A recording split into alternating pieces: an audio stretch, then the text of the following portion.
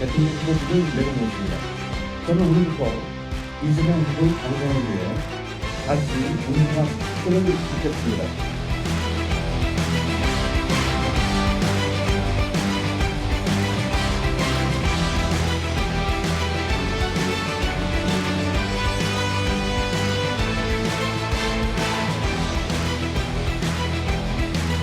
우리가 기다리지만 지금은 쉽지 않고 또 쉽지 않을 경우에는 결국은 투표로 단일화되는 수밖에 없지 않나.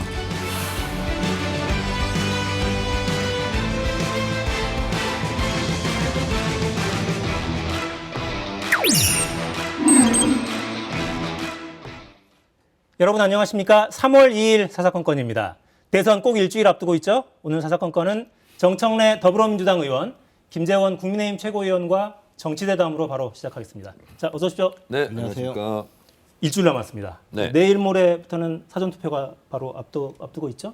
네. 일단 지금 현재 판세는 어떻게 보시는지 좀 여쭤보겠습니다. 제가 지금 전국을 다니면서 지원 유세를 하고 있는데요. 오늘은 목 상태가 괜찮으신 것 같네요. 오늘도 좀 간당간당합니다. 그런데 물론 이제 저희 뭐 주장이라고 이제 또 할 수도 있겠지만 제가 이 말했을 때 제일 반응이 좋더라고요. 에이, 아무리 그래도 그렇지 윤석열은 아니지 않습니까? 요게 이제 대중들의 반응이 제일 좋은 거고요. 그리고 여러분이 이재명을 지켜주시면 이재명이 대한민국을 지킵니다. 그렇고 제가 봤을 때는요. 20대, 30대 그 젊은 여성들이 가장 적극적으로 호응해 줍니다. 엄지척하고요. 차창 문 내리고 손 흔들어주고. 그래서 저희들은 그쪽에 기대를 좀 많이 하고 있습니다. 그리고 이제 무엇보다 저희들한테는 이제 좋은 것은 이제 구도가 클리어해졌지 않습니까? 그러니까 단일화는 종쳤고 그러면 이제 인물론이 부각될 시기거든요. 근데 여론조사를 보더라도 뭐 경제를 잘할 사람, 일자리 창출을 잘할 사람, 뭐 복지를 잘할 사람, 남북관계를 잘할 사람 이건 다 이제 정책 면에서는 이재명 후보가 압도하고 있거든요. 그래서 구도가 안개 속에서 거치면서 인물론이 부각되기 때문에 저희들은 2030도 저희들은 뭐 기대를 많이 하고 있고 그러면 저희가 좀 조심스럽지만 좀 긍정적인 결과가 나오지 않겠냐 그렇게 예상을 합니다. 조심스럽지만 긍정적인 결과를 기대하고 계시고요. 어떻게 보십니까? 뭐 어쨌든 지금 우리가 객관적으로 볼 수 있는 것은 이제 여론조사 결과인데 여론조사 결과는 대부분의 그 조사에서 우리 윤석열 후보가 뭐 크게 이기든 또는 작게 이기든 이기는 결과가 나오고 있고요. 격차가 조금씩 벌어지는 경우도 많아요. 이것은 이제 그동안에 우리 정청래 의원 말씀하신 대로 이제 구도가 정해지고 나서 지지층은 지지층대로 또 중도적인 그 성향을 가진 분들도 이제 선택을 하게 되었죠.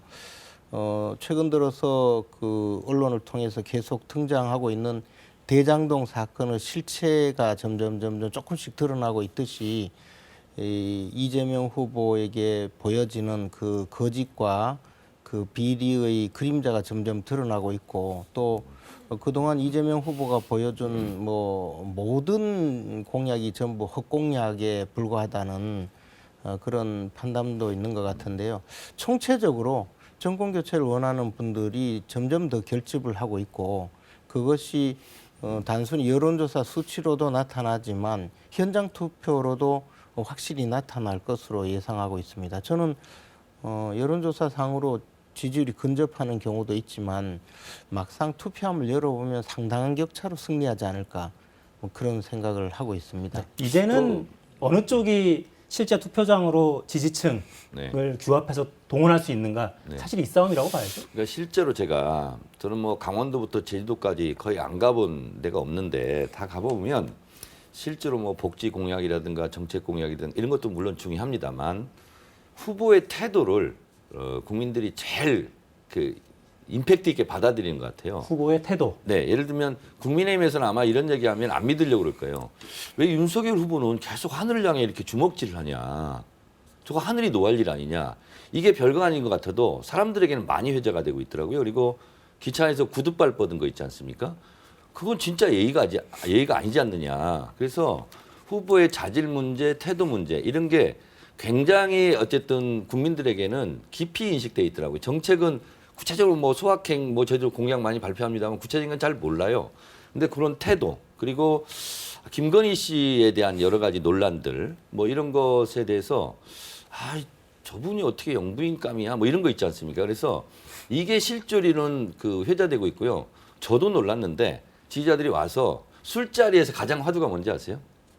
아니 윤석열은 아무리 봐도 나보다도 못한데 내가 왜 윤석열을 찍어? 실제로 이게 술자리에서는 가장 큰 화두랍니다. 그래서 제가 볼 때는 지금 여론조사 얘기하시는데 현장에 다녀본 저로서는 그 여론조사가 오히려 나중에 한번 보세요. 여론조사가 다 틀렸다. 그래서 여론조사가 조사 기관이 오히려 곤혹을 치르는 그런 대선 이후의 모습이지 않을까 이런 생각을 해봅니다. 근데 이제 비슷한 이야기인데요. 저도 이제 최근에 그 며칠 동안 주로 이제 전통시장을 다니면서 주로 어느 지역을 좀 다니셨어요? 주로 이제 저는 뭐 대구 지역에 주로 전통시장을 쭉 다녔는데요.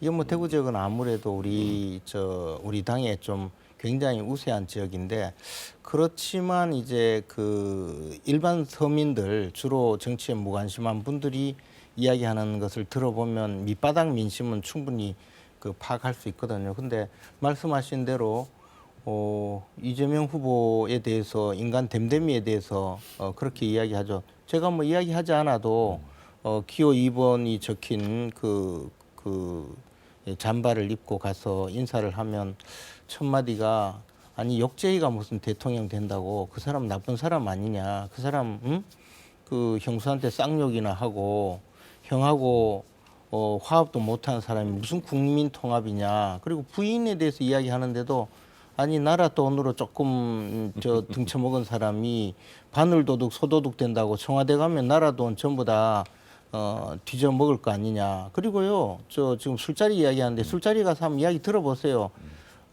국민들이 어떤 이재명 후보에 대해서 어떤 생각을 갖고 있는지. 그런데 자기 눈에 대들보는 못 보고 남의 눈에 티끌 가지고 지금 자꾸 이야기하는데 이것은 사실 우리 국민들이 느낄 때 우리 국민들 대다수 선량하게 살아요. 어릴 때 전부 가난하지 않은 사람 어디 있으며 어릴 때 보리밥 먹고 자라지 않은 사람 우리나라 지금 기성세대 얼마 있습니까? 그렇게 어렵게 살아도 나중에 다 선량하고 모범적인 시민이 되고 알뜰살뜰 모아서 자식 키우고 지금까지 살아왔는데 전과사범이 무슨 대통령이 되냐. 이거는 이해가 안 간다. 이런 이야기가요. 막 천지를 진동하고 있어요. 근데 무슨 천지를 진동해. 자꾸 그 쓸데없는 이야기를 하고 또 뭐 하늘을 향해 아니 저는 주먹질한다 이야기했는데 저도 깜짝 놀랐어요. 왜 하늘 향해 주먹질하냐는 거예요. 저도 깜짝 놀랐는데 시민들이. 발차기 하는 거 보고 꼭 허경영 씨 발차기 닮았다고 네. 그러면서 알겠습니다. 제발 정신 좀 차리라고 이야기하더라고요. 사법고시 9번 밀어주는 집안이 몇 집안이나 되겠습니까? 네. 누가 다 가난하게 살아요? 오늘도 질문 딱 하나 했는데 8분 지나갔네요. 네. 오늘 지금 대선 상황 좀 살펴보죠. 오늘 김동연 새로운 물결 대선 후보 후보직 사퇴했습니다. 이재명 후보 지지도 선언했습니다. 듣고 이어가겠습니다. 지금부터는 정치 교체와 공동 정부를 구성하겠다고 하는 협의문에 기초해서 이재명 후보의 당선을 위해서 최선을 다하겠습니다. 정치 공학이나 선거 유불리로 이와 같은 이합집산을 하지 않겠다고 하는 것을 누차 강조했고 지금도 같은 심정입니다. 이와 같은 진정성과 실천 의지에 대한 확인이 됐고 그 결과 어제와 같은 합의에 도달했다 이렇게 말씀드립니다. 네, 김동연 후보와 단일화 어떤 의미로 받아들여 주길 바라십니까? 이건 이제 이런 분위기죠. 김동연 후보가 어쨌든 단일화, 이재명 후보가 단일화를 했고요. 그리고 윤여준, 법윤수님 이런 분들이 통합정부를 요구를 했고 그래서 이재명 후보는 적극 수용 의사를 밝혔고 김종인 전 총괄선대위원장 국민의힘 쪽 거기도 방향을 잘 잡은 것 같다. 긍정적인 신호를 보내고 있고요. 그래서 윤석열 후보가 대체적으로 좀 이렇게 고립되는 이런 분위기가 가서 윤석열 후보로서는 좋을 게 하나도 없죠. 그러니까 국민의힘 측에서는 김동연 후보를 새로운 물결이 뭐 더러운 물결과 합의 뭐 했다는 식으로 이렇게 얘기하던데 선거 기간 동안은 욕하는 쪽이 무조건 간표입니다. 그리고 네거티브 하면 오히려 표가 더 안 가거든요.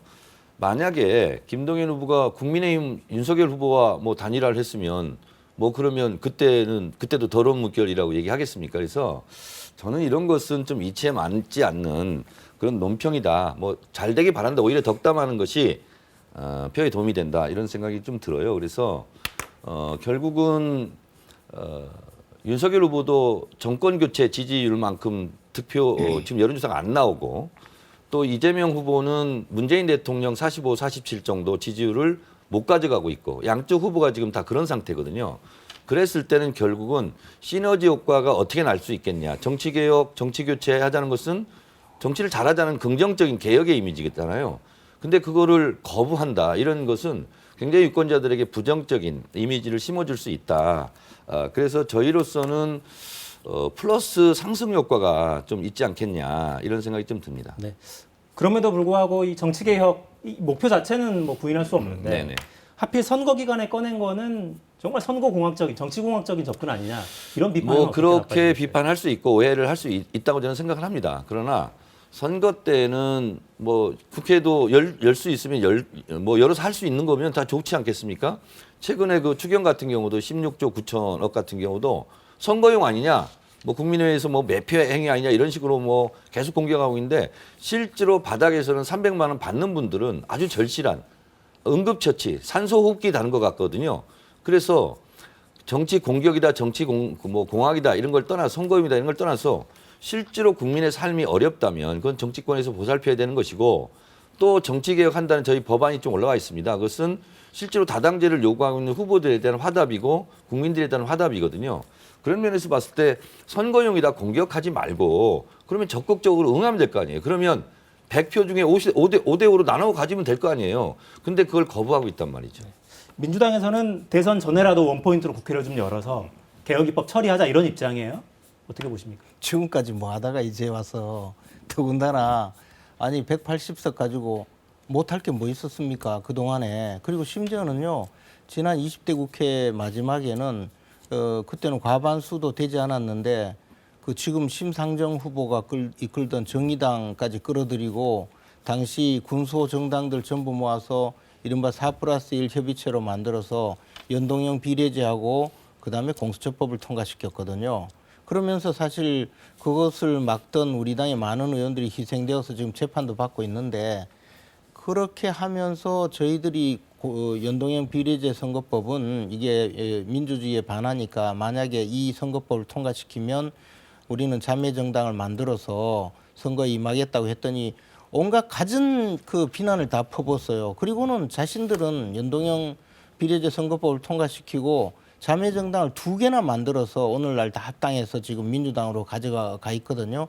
그 바람에 그 혹여나 연동형 비례제 선거법 통과되어서 얻은 표보다 좀 더 많은 의석 확보할까 하고 그 썩은 심상정 후보는요 등골이 다 빠졌어요. 지금 심상정 후보 꾸정하게 다니는 이유가 바로 그 때문이에요. 그리고 민주당이 심상정 후보하고는 지금 단일화 이야기도 못 꺼내는 이유도 바로 그거거든요.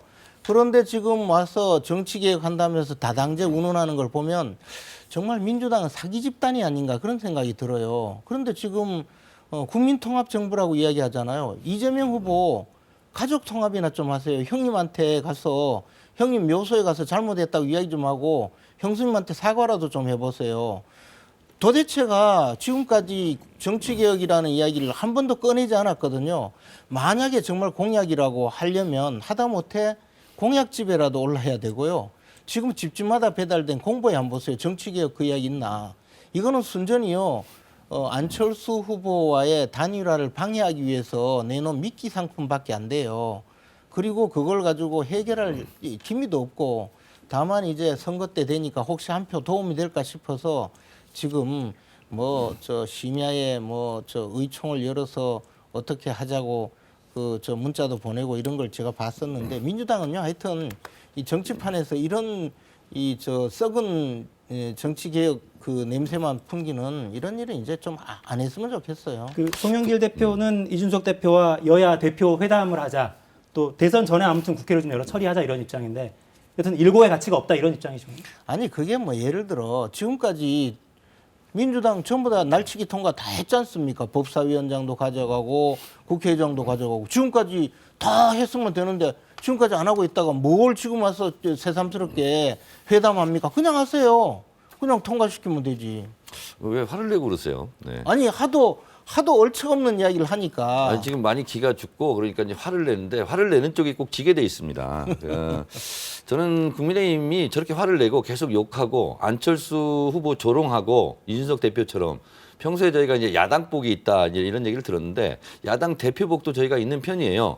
그래서 이준석 그 대표가 계속 안철수 후보를 뭐 폄훼하고 뭐 한 것을 저는 이해를 못했어요, 사실은. 근데 결과적으로 보면 안철수 후보가 이제 정권 교체 얘기도 안 한다는 거 아닙니까, 유세장에서. 그리고 윤석열 후보를 찍으면 나중에 후회할 일이 있겠다, 뭐 이런 식으로 얘기하는데 지금 국민들은요, 뭐 김재원 의원이 계속 엉터리 주장 하세요. 그러면 저희들은 아무리 그래도 그렇지 윤석열은 아니지 않습니까? 요거 있잖아요. 그리고 제가 19세, 18세 뭐 이제 대학 막 가는 친구 엄마들한테 들은 얘기인데 TV 토론 보고 한다는 거 아니에요. 아니, 윤석열 후보는 뭘 모르는데 뭘 하겠다는 거냐. 그러니까 저희들 입장에서는 뭘 모르는 사람이 뭘 할지 모른다 이런 생각이 들고 또 하나는 저희가 정치개혁을 얘기하는데 윤석열 후보는 정치개혁을 답을 할 수가 없어요.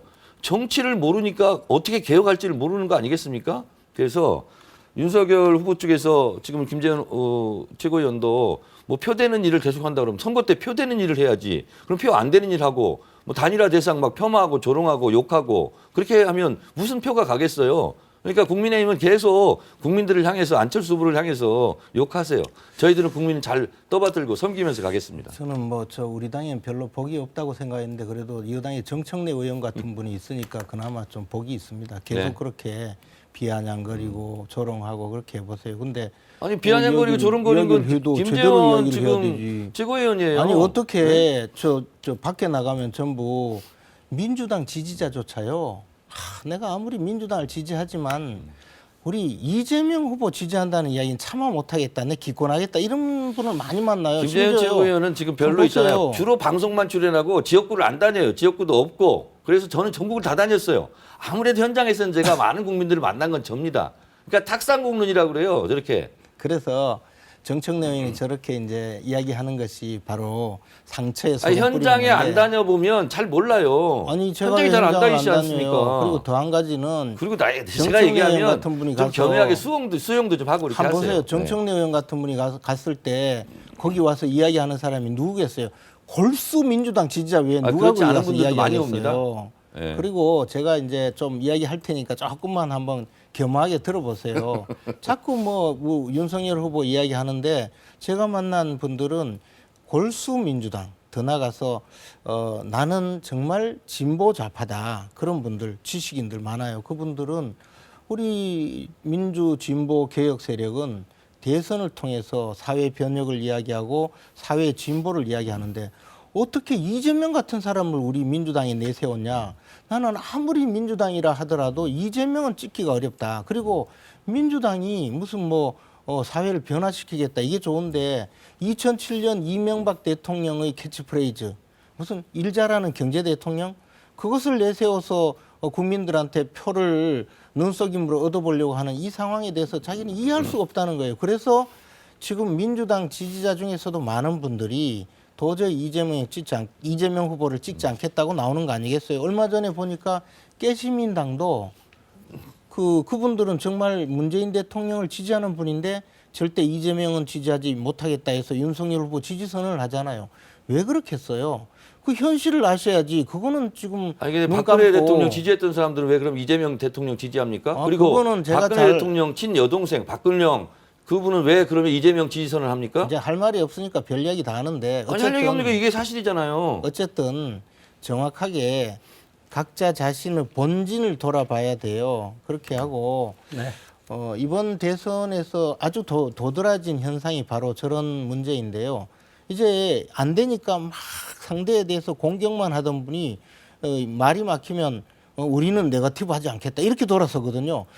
죽기 살기로 욕하다가 자기가 궁지에 몰리면 그런 이야기를 해요. 그래서 저는 참 이게 이 선거판이 정말 이 상식 수준을 벗어났구나 생각하는데 그 전면에 정청래 의원께서 자꾸 혼탁하게 만들고 있어요. 네. 자, 오늘 윤석열 후보는 계속 하늘에 주먹질 하시기 바랍니다. 네. 오늘 상처에 소금 뿌리고 고춧가루 뿌리는 건 이제 그만 좀 하고 네. 원고에 있는 질문으로 네.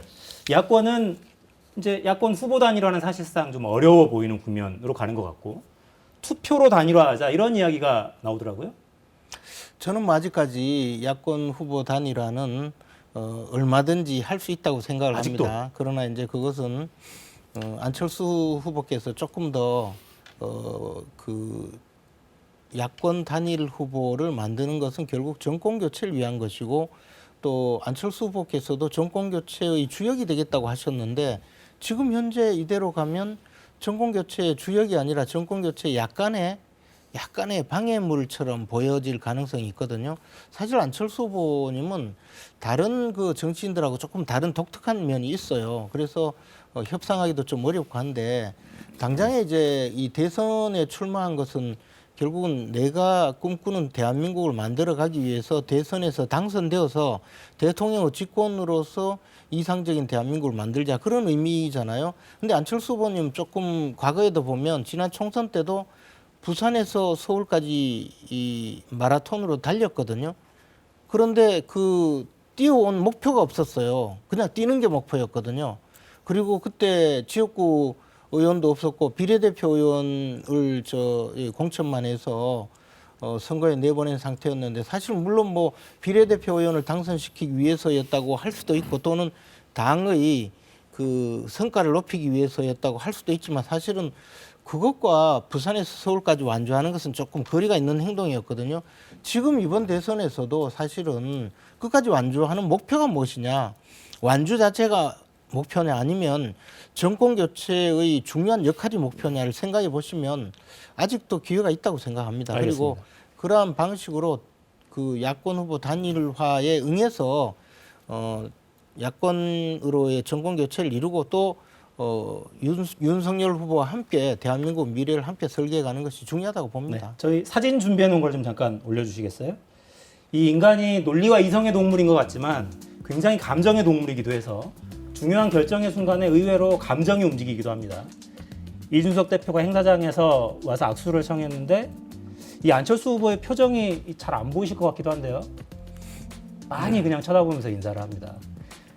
같은 장소에서 송영길 대표가 손을 내밀 때는 자리에서 일어나서 눈웃음을 보이면서 이렇게 인사를 하기도 했고 이게 이제 단일화 협상 국면이 굉장히 감정적으로 이제 고조되고 격앙돼서 실제로 감정이 충돌하는 부분들이 있어서 야 이게 이제 와서 이게 되겠나 싶어요 사실은. 앵커님 이번은 이제 제 발언 순서입니다. 아니 왜 나무당 이야기에 일단 끼어들어요? 논평을 듣고 다시 한번 듣겠습니다. 온갖 또 비난을 퍼부으려고. 살살 하세요. 소금 뿌리지 마세요. 김재원 최고위원이 드디어 이제 안철수 폄하까지 하고 있는데 뭐 마라톤 뛴 것이 목표가 없고 뛰는 게 목표였다. 이렇게 이제 안철수 후보를 또 조롱하는 발언을 하시는데 결국은 윤안 단일화는 종쳤고 그래서 윤석열은 망쳤죠. 왜냐하면 바로 저런 태도들이 저는 굉장히 중요했다고 봅니다. 이준석 대표의 저런 발언들 그리고 국민의힘에서 어쨌든 그 안철수 후보가 전화기를 못 쓸 정도로 2, 3만 통의 문자 폭탄을 보내고 그러니까 당연히 이준석 대표를 저렇게 싸늘한 눈으로 쳐다볼 수밖에 없는 거죠. 그러면서 아직도 마치 뒤에서는 계속 욕하면서 겉에서는 또 아직도 단일화가 물 건너간 건 아니다. 언제든지 기회가 있다는 식으로 얘기하는 것은 안철수 후보 입장으로서는 더 돌아버리고 화나는 일이에요. 저게. 그래서 지금이라도 안철수 후보와의 단일화는 이제 끝났다. 그리고 서로 잘 되길 바란다. 건승을 기원한다. 이렇게 덕담하는 게 나아요. 아니 듣는 안철수 후보 입장으로는 말이 안 되잖아요, 사실은. 본인도 그랬잖아요. 아니 단일화 대상에 대해서 당대표라는 사람이 계속 조롱하고 욕하면서 또 단일하자. 이거는요 웃으면서 때리는 얘기거든요. 그래서 국민의힘의 저런 태도는 상식을 가진 국민들, 특히 안철수 후보를 지지하는 중도층에게는 굉장히 자폭수가 될 거다 생각합니다. 근데 이제 사실 이준석 대표의 그 안철수 후보에 대한 발언은 뭐 이준석 대표 개인의 좀 스타일하고 관계가 있어요. 그리고 이제 안철수 후보는 이준석 대표 오래 같이 정치를 하면서 부대끼였거든요. 그래서 이것이 이준석 대표 개인의 어떤 그 발언이고 개인적인 그 공격이지 이것이 당의 입장이 아니라는 것을 너무나 잘 안다고 당 봅니다. 대표잖아요. 그리고 당원이 아니라. 좀 가만히 있어 아니 보세요. 당 대표 입장이잖아요. 좀 그러니까 가만히 중요하죠. 계셔 보세요. 네. 그리고 또 더 나아가서 이준석 대표가 설사 좀 그 안철수 후보의 감정을 건드렸다고 하더라도 이 후보 단일화는 굉장히 큰 국가적인 대사이자 정치 행위거든요. 정권 교체에 어느 정도 영향을 미치느냐, 정권 교체를 실제 함께 정권 교체 그 전열에 나가느냐의 문제이지, 그것을 뭐 좀 기분 나쁜 말씀을 들었다고 해서 그 대세를 그르칠 정도로 안철수 후보가 그렇게 통이 작은 분이라고는 생각하지 않아요. 그래서 그런 측면에서 저희들이 접근하는 것이고, 지금 그 저런 모습은 사실 송영길 대표가 왔을 땐 일어서서 인사도 하고, 안철수 후보께서 송영길 대표를 맞이하는 눈길은 따뜻했고, 또 이준석 대표에 대해서는 앉아서 악수하면서 좀 차가웠다, 뭐 그런 보도를 저도 봤는데, 그건 뭐 나이 차이도 있고 또 생각이 그때는 조금 다를 수도 있고 뭐 그렇지만 저 어떤 사진 하나로 많은 것을 시사해 주는 것 같기도 하지만, 또 안철수 후보와 이준석 대표 간의 그런 감정 충돌 자체가 대선에 결정적으로 영향을 미친다고는 생각하지 않습니다. 네. 그게 언론의 뭐 해석이긴 하니까요. 제 질문을 이렇게 한번 드려볼게요. 후보 단일화, 야권 후보 단일화는 이번 대선에서 굉장히 중요한 화두 중에 하나였습니다. 네. 실제로 단일화 여부가 얼마나 구체적인 표심에 영향을 줄지는 결과론일 뿐이니까 모른다 쳐도 굉장히 중요했는데, 이준석 대표가 지속적으로 안철수 후보가 듣기에 썩 아름답지 않은 이야기를 한 건 사실이에요. 근데 그 과정이 후보 단일화라는 목표, 중간 목표를 이루기에는 좋지는 않았겠죠. 이 과정에서 왜 윤석열 후보는 가만히 있었을까요? 왜 제어하지 않았느냐? 후보 단일화를 이루기 위해서라면 좀 자중하시오. 이게 야권의 승리, 정권 교체를 위해서, 이 대의를 위해서 자중할 필요가 좀 있지 않습니까? 라고 왜 얘기하지 않을까? 그 궁금증은 들었어요. 근데 이제 우리 당에 조금 특수 사정이 있었는데요. 과거에도 이준석 대표가 대선 국면에서 조금 그 후보의 요청과 상관없이 여러 가지 좀 그 힘든 일이 있었거든요. 그래서 저희들은 사실 이준석 대표에 대해서는 이준석 대표가 뭐 크게 지금 대선 국면에서 어려운 일을 만들지 않는 한은 그냥 또 도움이 되는 일을 많이 하시니까 그냥 두고 보는 것도 좋은 지금 방법이라고 알겠습니다. 생각하고 네. 있습니다. 거의 뭐 당대표 취급 안 한다고 저는 봐요. 아니, 그리고 그게 아니고 이준석이 뭐라고 하든 우리 나 저 관계없다, 이렇게 정청래 생각합니다. 의원님은 꼭 그 가장 악랄하게 비난을 하는데요. 그게 아니고 이준석 대표께서는 우리 당이 그동안에 좀 그 젊은 층, 청년층이라든가 젊은 분들의 그 표심에 좀 다가가는 게 조금 어려웠었거든요. 근데 이준석 대표가 있음으로써 그런 측면에서 그 젊은 세대에게 다가가는 큰 영향을 발휘하고 있거든요. 네. 근데 그런 젊은 세대 특성에 맞게 또 예를 들어서 뭐 간섭을 한다든가 또는 우리가 이제 이런 방침이 정해졌으니까 따라오라 이러는 데 대해서 굉장히 좀 거부감을 갖고 계셔요. 그러니까 또 그에 맞춰서 당대표가 활동할 수 있게 공간을 열어주는 것인데, 그것을 정청래 의원은 가장 나쁜 방법으로 무슨 뭐 대표 취급을 안 해준다느니 그런 식으로 거꾸로 이야기를 네. 하고, 아무리 그 다른 당의 당내 문제를 비난한다고 하더라도 예의가 있어야지 너무 심하시잖아요. 저렇게 발끈할 문제가 아니잖아요. 네, 이 정도 하고 아니, 윤석열 넘어가겠습니다. 후보가 제가 홍계하고 있는데 뭘 이준석하고 발끈해요? 저는 사이가 지금 좀 안 정청래 좋고 의원님의 목표가 다르다고 봅니다. 왜냐하면 윤석열 후보는 어쨌든 대선 후보니까 대선 승리하고 싶죠. 근데 대선 승리하고 싶다면 윤안 단일화 당대표로서 도와야 되잖아요. 근데 제가 보기에는 목표가 다른 것 같아요. 이준석 대표는. 뭐 당권이라든가 사심이라든가 이런데 오히려 더 사로잡혀 있지 않나. 그러지 않고서는 어떻게 윤석열 후보를 단일화 대상인데 저렇게 예의 없이 김재현 최고위원 말대로 악랄하게 비하하고 조롱할 수 있겠어요? 네. 뭐 논평의 영역이니까 네. 이 정도 하고 넘어가겠습니다. 악랄한 거는 정청래 의원이고. 네. 그 자, 말을 하는 분도 한번 생각해 보세요. 재외국민 투표가 마무리가 됐는데 투표율이 71.6%로 마무리가 됐어요. 지난 대선 때 비하면 내려갔습니다. 그러니까 이게 제가 이 자료를 지금 들고 온 건 왜 이 질문을 드려보고 싶었냐면, 대선이 워낙 초박빙, 오늘 민주당에서는 초초박빙이라고까지 표현을 하시던데, 이렇게 붙어 있으면 어느 쪽을 지지하는 국민들이 조금 더 자기 의사를 표현하려고 노력하실 것 같은데 의외로 투표율이 내려갔단 말이죠. 요건 좀 짧게 듣고 넘어갈게요. 왜 이런 일이 벌어졌을까요?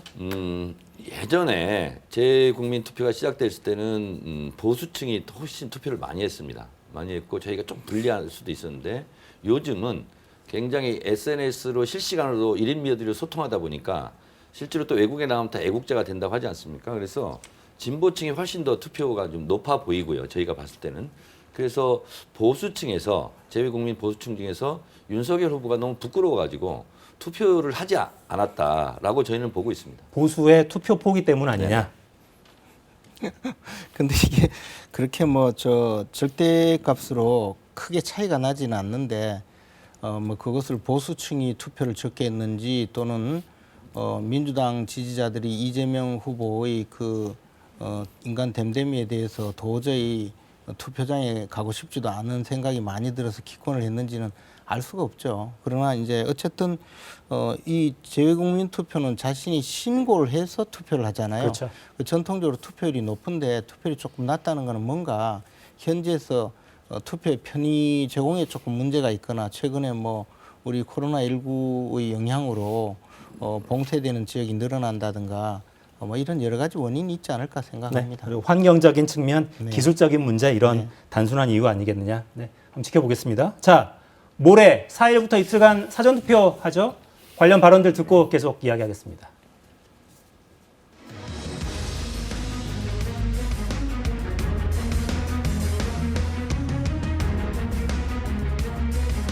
(3월 9일뿐만 아니라 이제 3월 4일, 5일에 사전투표 있지 않습니까? 저도 사전투표 할 겁니다. 전국에 어디서나 아무 때나 할 수 있으니까 여러분 한 분도 빠지지 말고 사전투표해 주시고 혹시 투표 안 하신 분들한테는 전화하고 카톡 만들어서 투표해라 이렇게 권유해 주십시오. 대한민국 국민 여러분들에게 사전 투표와 본 투표에 적극 참여해서 더 나은 대한민국, 더 좋은 사회를 만들어 달라고 호소드리고 싶습니다.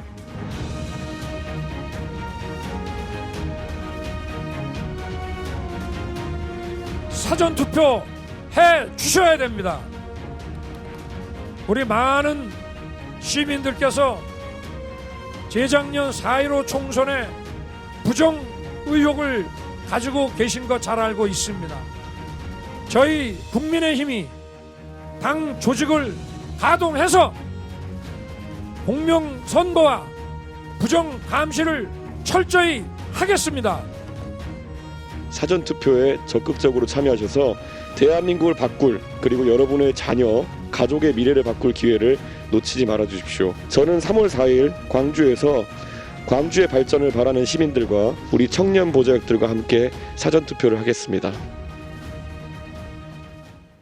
여야 모두 사전투표 참여를 호소하긴 하는데 국민의힘 쪽에는 요 메시지가 하나 더 붙습니다. 그러니까 투표 방해 우려나 부정선거 관련한 우려가 조금 있는 것 같아요. 그래서 요 부분은 해소가 됐다고 보십니까? 그러니까 이게 약간 메시지가 좀 섞여 있는 것 같아서 좀 확인차 여쭤봅니다. 왜 그러냐면 그 일선에 가면 사전 투표를 해도 되느냐라는 그 의구심을 가진 분들이 굉장히 많아요. 그 뭐 청년층부터 노령층까지 그 지위 고하를 막론하고 남녀노소를 막론하고 뭐 그런 그 걱정을 많이 하시거든요. 조작될 수 있다고 이런 우려인가요? 예, 그것이 아마 꽤 오랫동안에 이제 좀 많이 그런 정보가 많이 유통이 되었고 그에 대해서 걱정하는 분들도 많은데 제가 꼭 그런 이야기를 하거든요. 우리가 그동안 좀 미흡했던 부분이 있었다면 이번에는 완벽하게 장치를 갖췄으니까 걱정 마시고 사전 투표해달라. 저도 사전 투표합니다. 그렇게 이야기를 하는데 그래도 미심쩍어하는 분들이 계셔요. 그렇기 때문에 걱정 마시라. 우리가 부정선거 전부 감시하겠다.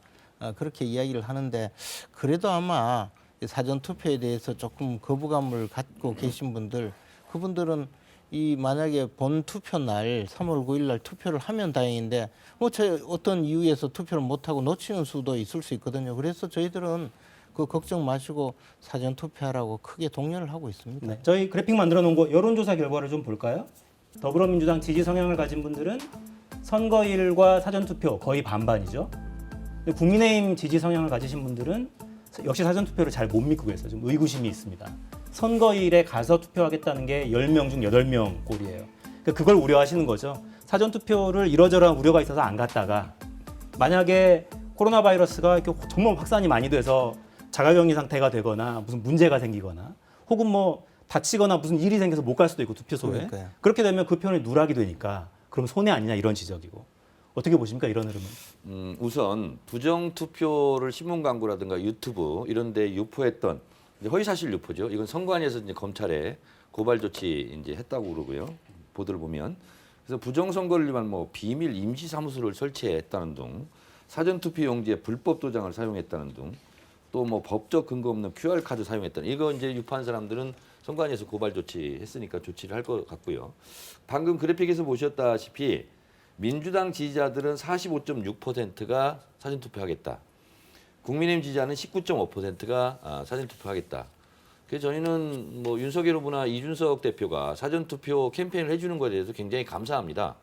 왜냐하면 사전투표가 높으면 민주당 후보가 절대적으로 유리했습니다. 역대 선거에서 사전투표율이 26.69%로 지난 21대 총선이 제일 높았습니다. 그때 민주당이 180석 압도적 승리를 했고요.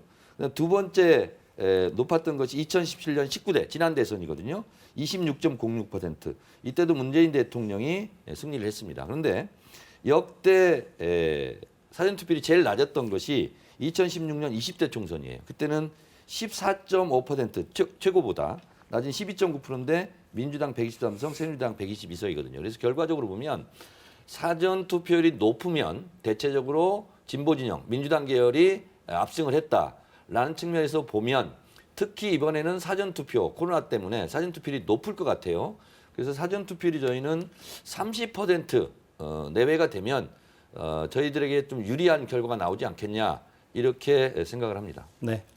유불리는 뭐 뚜껑을 열어봐야 알 테고요. 네. 국민의 권리이자 의무기도 하니까 사전투표 가능하면 좀 참여해 주시기를 거듭 당부를 드리겠습니다. 자, 오늘 이제 마지막 법정 TV 토론 진행되죠. 오늘은 사회 분야. 어떻습니까? 오늘은 관전 포인트를 좀 짚어주신다면 뭘 좀 지켜보면 좋겠습니까? 안철수 후보의 태도. 지난번처럼 눈으로 이렇게 했지 않습니까? 그래서 이번에도 안철수 후보가 윤석열 후보를 대하는 태도.